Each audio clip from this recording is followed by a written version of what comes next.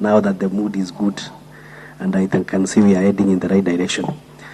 Basically, because I didn't go to the substantive matter the other time, allow me to just agree with what my honorable members from the National Assembly have raised, and I will want to associate myself fully with those sentiments.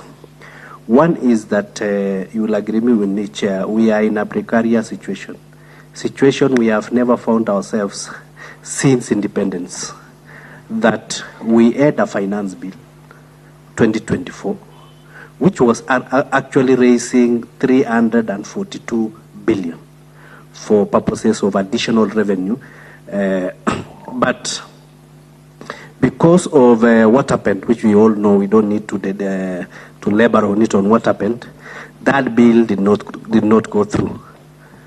Then, basically, Chair, the act that we are currently using to collect our revenue is Finance Act 2023.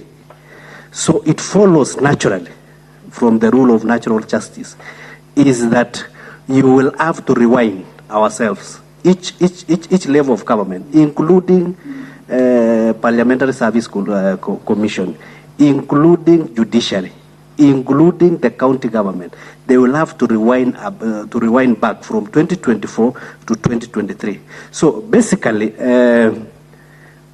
if I flow with my comments, then I know Honorable Sifuna, Senator Sifuna, will raise the issue of then the 385, which is now debatable, the 385 in 2023.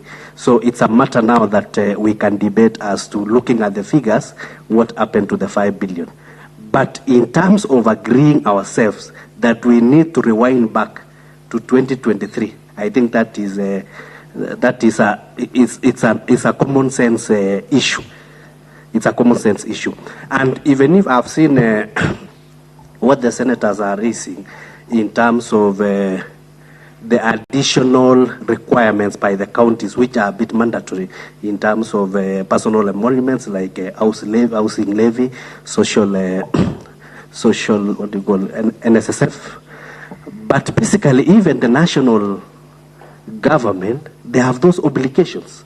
But the national government has been forced to cut their size by 325 billion.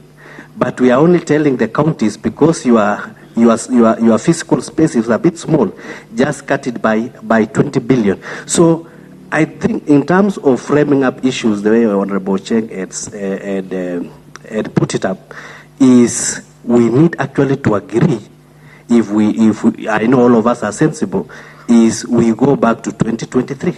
Then, having gone back to 2023, then figuratively we can be told now from, and the chair and my chair budget is there, why 380 and not 385. So I think that is a point of discussion. Secondly, as I finish, is that we are here to find a solution. And looking at it, the minefields in terms of legally where we are, in terms of CARA, the president has given us a memoranda. That memoranda, we can either override through raising 2/3 in both houses, or the president's memoranda takes effect. Yeah. I don't know. So as we also look at the DORA, and I want to beg you, Chair, is that let all of us, we are in one government, especially now that we are in broad-based, we are in one government. Let us accept that we reduce the number of court cases and see where we are, because I can, from reading the Honorable Sifuna's mind, he can say that this is something that can be pursued in court as to happens when you have a DORA which is saying something else and you have a CARA which is saying something else. But we have a country to protect, we are a country to govern, we have a country to develop. And we all accept that what happened in this situation, nobody found themselves here, and all the other arms of government have accepted. The national government has accepted, the executive has accepted, the legislature has accepted, the judiciary has accepted. It's only one arm of government, the county government, that are still jittery on that issues of tightening our belt. So it is something that, looking at the legalistic issues that we have, whether even if we were to agree, even if we were to agree to add maybe the 5 billion, how shall we add? And you have heard the chair saying that to add even 1 shilling, you have to do a lot of amendments in other fields. As I finish,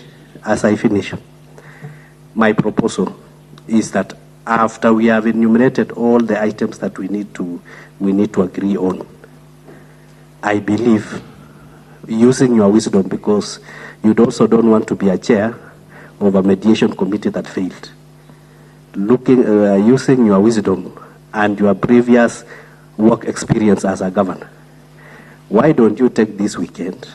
You have had us from the National Assembly. You have our EPO chair there who was pursued, and he found a way of addressing that matter. You retreat.